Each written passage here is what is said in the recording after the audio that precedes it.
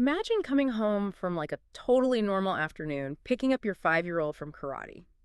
You pull into the driveway, but your smart garage door, it just won't open. Oh, that's incredibly frustrating right off the bat. Right, so you walk to the front door, but your key doesn't fit the lock, and you look closely, and the deadbolt is shiny. It's brand new. Oh, wow.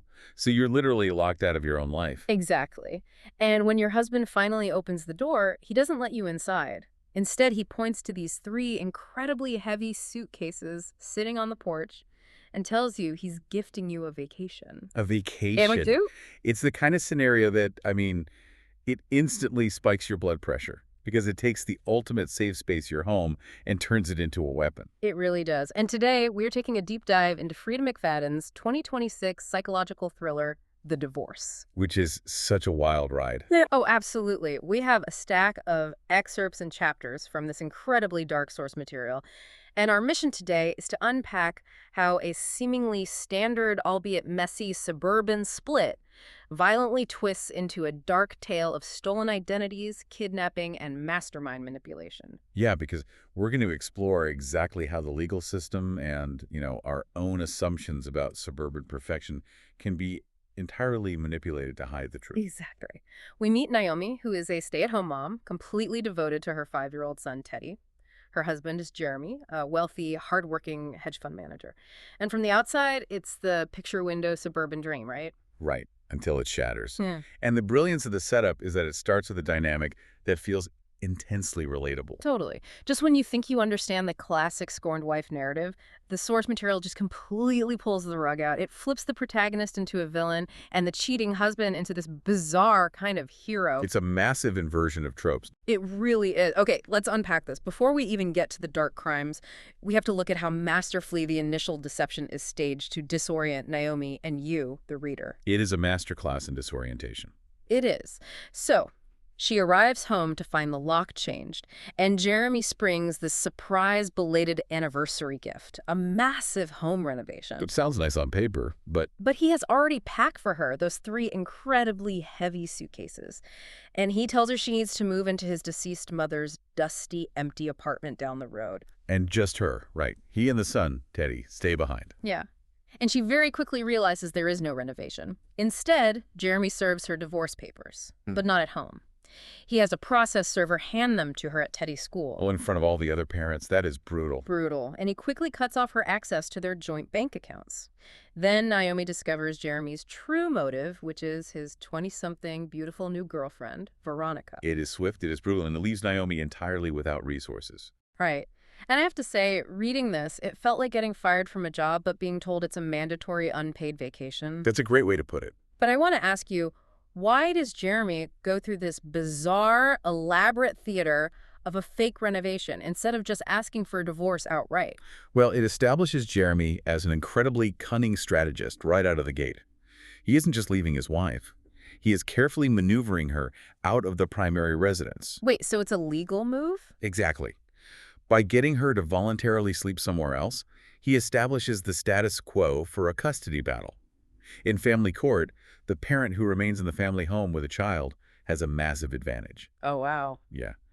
It makes us view Jeremy as a cold, calculating antagonist. He is playing chess before Naomi even realizes they were playing a game. That is so sinister. And because Jeremy has outmaneuvered Naomi logistically, the battleground shifts to the legal system. And this is where the line between truth and delusion really begins to blur. We enter the divorce mediation sessions, and it gets incredibly intense. Here's where it gets really interesting. Because you have to look at the lawyers. Jeremy's lawyer is Leonard Hardwick, who is this intimidating, high-priced shark. And Naomi's completely broke. Right, so she ends up with Ezra Fletcher, who is this chaotic but sharp lawyer. But she originally tried to hire Stephanie Gorman. The best lawyer in town. Yeah, but Jeremy had already paid a consultation fee to her and literally every other top lawyer in town, creating a conflict of interest so they couldn't represent Naomi. Which is Such an aggressive, scorched earth tactic. Yeah. And to make it even more awkward, Ezra Fletcher just happens to be Stephanie Gorman's ex-husband. It is so messy. So they sit down at mediation, and Jeremy demands full custody of Teddy, offering Naomi $500,000 to just walk away. Which, to a devoted mother, is an unthinkable offer. Unthinkable. And then Jeremy starts painting Naomi as completely unhinged. He brings out a photo of a stuffed elephant that was stabbed to pieces. He claims she locked herself in a room crying for hours. He even alleges she poisoned his homemade kombucha. And Naomi vehemently denies these acts, of course. Yes, she is frantic. And honestly, her coping mechanisms do not help her case. She relies heavily on her crystals for emotional support during these meetings. Right, the crystals. She has amethyst for calm, snowflake obsidian for strength, clear quartz for luck, and morganite for self-reflection. And she's just clutching them while denying she poisoned someone. Which, to a mediator, a frantic woman clutching crystals while denying she stabbed a stuffed animal does not look like a stable primary caregiver. No, it doesn't. And then Naomi does her own digging and discovers Veronica's secret past. Veronica is a former heroin addict who supposedly tried to seduce her previous employer for money? And Naomi immediately takes this to Ezra. Yeah, and I have to ask about Ezra here. Because Ezra just has this blind faith in Naomi. Is he projecting his own past divorce trauma onto her, playing the white knight? Because as the audience, we are firmly on Naomi's side here, viewing her as the victim of classic gaslighting. It's a really great point. And Ezra kind of acts as the audience's surrogate in many ways. We are conditioned by thrillers to believe the scorned wife. But I'd encourage you to notice how McFadden uses Naomi's frantic energy and that reliance on crystals to subtly hint at her instability, even while we root for her. That is so true. You want to believe her, but she seems so chaotic. And that desperation reaches a boiling point when Jeremy actually has her arrested for trespassing at Teddy's 6th birthday party. Oh, that scene is just agonizing. It is. She is pushed to the absolute brink. Naomi realizes the legal route is a trap, so she abandons it and takes horrifyingly direct action. This is where the genre completely shifts. Totally. Naomi ambushes Veronica at the marital house, kidnaps her, and ties her up in the wine cellar. In the wine cellar, just such a dark, visceral setting. And Naomi has scissors, but not just to threaten her. She uses those scissors to hack off Veronica's beautiful hair, intending to permanently disfigure her face so Jeremy won't want her anymore. It is brutal. And what's fascinating here is that during this torture sequence, the ultimate twist drops. Oh my gosh, yes. Veronica is sitting there terrified, and she reveals that she is Teddy's biological mother. And Teddy's real name is Dominic. I literally gasped when I read that. Naomi's twisted backstory is finally revealed. 6 years ago, she found the baby in the back of a car at a St. Louis rest stop. And the father, Clay, who is Veronica's ex, was passed out in the front seat with drug needles. Right. And Naomi, in her twisted logic, believed she was saving the child. So she stole him, falsified a birth certificate using a fake name, and tricked Jeremy into marrying her by claiming the child was his. It forces you to completely reinterpret every event in the book. It's like a Russian nesting doll of deception. Every time you think you found the core truth, you open it up to find an even darker lie inside. But did Naomi actually believe her own narrative that she saved Dominic? Yes. Or is she purely delusional? I think it speaks to the terrifying power of rationalization. She genuinely convinced herself that providing this child with a wealthy lifestyle excused the fact that she kidnapped him. Which is pure sociopathy. And we get proof of that immediately. Because right after this reveal, Naomi's lawyer, Ezra, shows up at the house looking for her. Oh, poor Ezra. I know. He hears the commotion, and Naomi literally pushes him down the basement stairs, leaving him with a broken leg and a pool of blood. Exactly. The facade vanishes. Naomi wasn't being gaslit. She is a sociopathic kidnapper who justified her horrific actions under the guise of suburban maternal righteousness. Which makes those incredibly heavy suitcases from the beginning make so much sense. What was she hiding in that house? Oh, exactly. The evidence of her entire fake life. Just wild.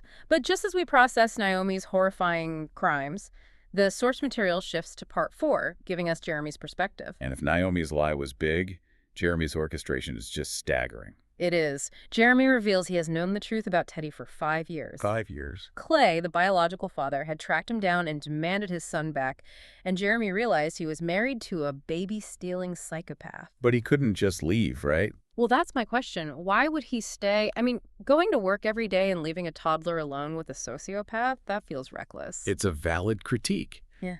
But you have to understand Jeremy's dilemma. Because he loved Teddy, he believed that if he confronted Naomi directly, she would do something catastrophic, like burn the house down with the boy inside. He couldn't leave without risking the boy's physical safety. So he was basically a hostage himself. Yes, he had to surgically extract the child from a predator.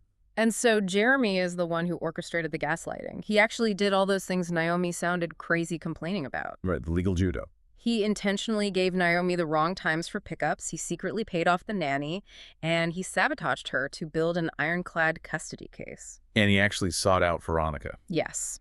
Veronica wasn't a random affair. Jeremy found the biological mother, and he genuinely fell in love with her. Together, they plotted this elaborate divorce to safely extract Teddy from Naomi. If we connect this to the bigger picture, it is brilliant. Jeremy weaponized the legal system and his own wife's paranoia against her. He really did. He used the exact tools of a toxic, gaslighting husband, isolating her, draining accounts, manufacturing evidence. But he ironically used them to protect a kidnapped child from his captor. It completely challenges your moral compass. You're rooting for an abuser because the victim is actually a monster. Exactly. And the gruesome finale really drives that home. Naomi ends up getting trapped in the wine cellar during a fire, and she is burnt to a crisp. And Jeremy's reaction is so cold. So cold. He casually notes that he never has to concern himself with her again. He just moves on with Veronica. So what does this all mean? We went from reading about a seemingly sympathetic wife navigating a cruel divorce, to discovering she is a delusional kidnapper, to realizing the husband was playing a 5-year game of 4D chess to rescue his stolen son. It's a stark reminder of how easily our sympathies can be manipulated by whoever's holding the narrative microphone. Absolutely. When Naomi speaks, we see a victim. When Jeremy speaks, we see a protector fighting a monster. Right. Which leaves us with a final provocative thought to ponder. Naomi genuinely believed that by giving Teddy a wealthy private school lifestyle with 2 parents, she was entirely justified in stealing him from a struggling addict. She thought material wealth excused the ultimate crime. Yeah. So what does this terrifying story say about society's obsession with constructing the perfect picture window life? We all curate our realities for our neighbors, for our social media, but at what point does our own curated reality become a dangerous lie? It makes you wonder what's really happening behind the shiny front doors in those perfect suburbs. It really does. It's an unsettling thought to leave on. It is. Well, that wraps up our deep dive into the divorce. Thanks for joining us.